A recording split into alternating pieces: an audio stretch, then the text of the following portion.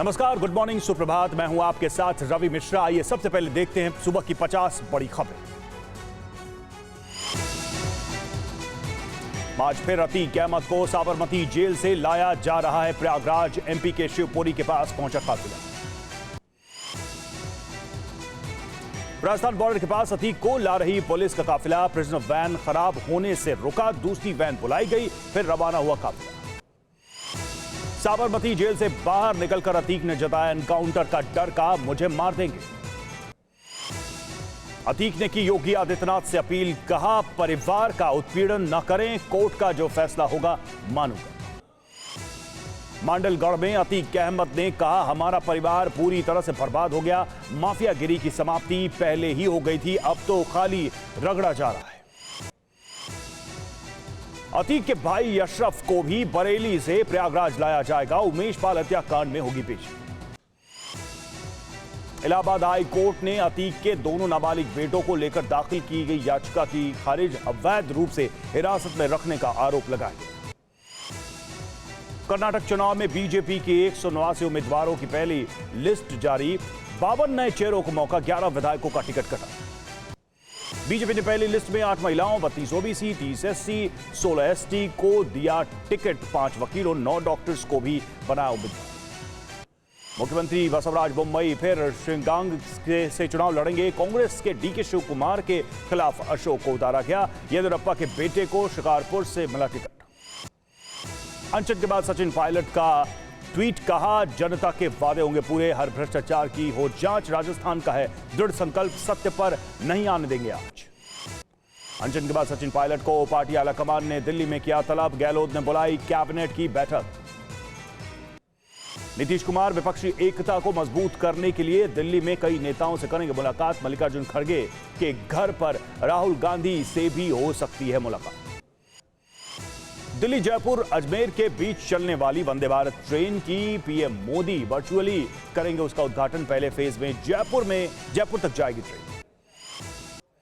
दिल्ली छावनी से जयपुर का सफर 4 घंटे में तय होगा। इस रूट पर शताब्दी लेती है 6 घंटे 15 मिनट। आज फिर मनीष सिसोदिया की जमानत अर्जी पर होगी सुनवाई। दिल्ली शराब नीति में मनी लॉन्ड्रिंग का मामला। आम आदमी पार्टी के सांसद संजय सिंह का दावा, आज 12 बजे करेंगे देश का सबसे बड़ा खुलासा। वायनाड में राहुल का शक्ति प्रदर्शन, प्रियंका के साथ किया रोड शो। बोले मुझे जेल में डाल सकते हो लेकिन रोक नहीं सकते। वॉशिंगटन में वित्त मंत्री निर्मला सीतारमण बोली भारत में मुसलमानों की आबादी बढ़ रही है, भारत के मुसलमान पाकिस्तान के मुस्लिमों से ज्यादा तरक्की कर रहे हैं। उद्धव ठाकरे और शरद पवार के बीच हुई बैठक। अडानी और पीएम मोदी का पवार के बयानों से एमबीए के भीतर मची गहमागहमी पर चर्चा का अनुमान। देश की प्रमुख पशु अनुसंधान संस्था IVRI ने अपने शोध में कहा गौमूत्र स्वास्थ्य के लिए सही नहीं है, इसमें खतरनाक बैक्टीरिया होते हैं। ग्रेटर नोएडा में डिलीवरी बॉय की सिक्योरिटी गार्ड्स ने की पिटाई, मारपीट का वीडियो वायरल। बलिया में परीक्षा देने आए छात्रों के बीच मारपीट, एक की मौत, एक घायल। पुलिस ने 9 के खिलाफ दर्ज किया मुकदमा। महाराष्ट्र में कोरोना ने बढ़ाई टेंशन, 24 घंटे में 919 केस आए सामने, एक मरीज की मौत। 20 अप्रैल से ट्विटर पर फ्री में मिले ब्लू टिक वाले सभी लेगेसी अकाउंट हटाए जाएंगे। लेना होगा ट्विटर ब्लू का सब्सक्रिप्शन।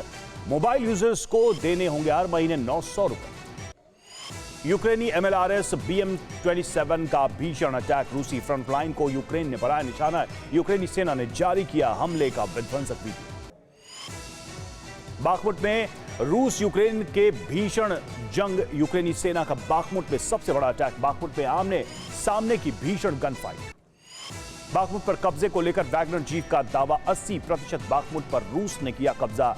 एडमिनिस्ट्रेशन सेंटर, फैक्ट्री और प्लांट पर वैगनर का कब्जा। यूक्रेन को मिल रहे हथियारों पर रूस की गंभीर चेतावनी। रूस ने कहा यूक्रेन को भेजे गए हथियार आतंकियों को मिले।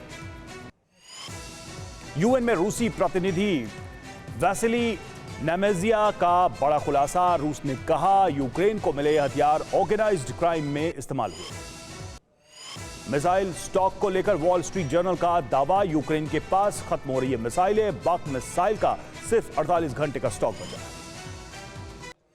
बॉर्डर डिफेंस बढ़ाने पर रूस का बड़ा फैसला, north west border air defence मजबूत करेगा रूसी टैंक पर यूक्रेन का घातक प्रहार, यूक्रेन ने 2 रूसी टैंक को किया तबाह, यूक्रेनी हमले में रूसी टैंक के पर खर्चे उड़े। दिल्ली दौरे पर एमिन ने भारत से मानवीय सहायता की अपील की। एमिन झापरोवा ने कहा, पूरी दुनिया में भारत की बड़ी भूमिका। एमिन झापरोवा ने कहा, भारत के साथ करीबी रिश्ता चाहता यूक्रेन। एमिन ने भारत को बताया विश्वगुरु। Deputy foreign minister Emine Dzhaparova ने दिल्ली में कहा, पाकिस्तान से संबंध का मतलब भारत के खिलाफ नहीं, अतीत को भूलकर हम नए संबंध बनाने के लिए तैयार।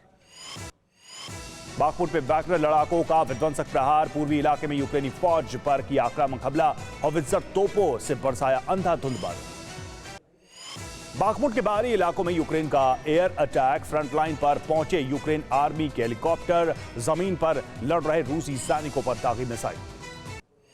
बागपुर से जंग की एक और विध्वंसक तस्वीर सामने आई। शहर में रूस और यूक्रेनी जवान नामने सामने बेहद कम दूरी से एक दूसरे पर कर रहे हैं फायरिंग। रॉकेट लॉन्चर से हमला करते दिखे यूक्रेनी जवान, ऑटोमेटिक असॉल्ट राइफल से ताबड़तोड़ फायर।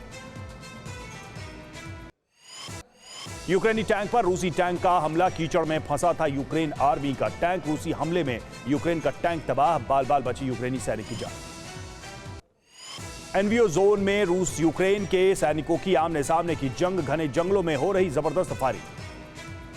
अवदीवका में रूस का जबरदस्त attack, S-60 anti aircraft gun से भीषण हमला, हमले में यूक्रेन के 10 से ज्यादा सैनिक मारे जाने का दावा। आर्मीनिया अजरबैजान के सैनिकों में झड़प, अजरबैजानी सेना के हमले में आर्मीनिया के 4 सैनिक मारे गए, 6 घायल। रूसी सेना ने यूक्रेनी ठिकानों पर जबरदस्त हमला बोला, रूसी एयरबॉर्न ट्रुप्स ने यूक्रेन के सशस्त्र बलों पर जोरदार प्रहार किया।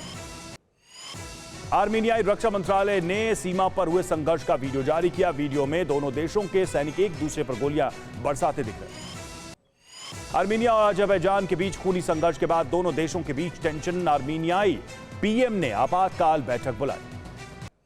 अजरबैजान और आर्मीनिया में खूनी संघर्ष के बाद बॉर्डर पर तनातनी शुरू, ईरान ने उत्तरी सीमा पर सेना को अलर्ट रहने का आदेश दिया।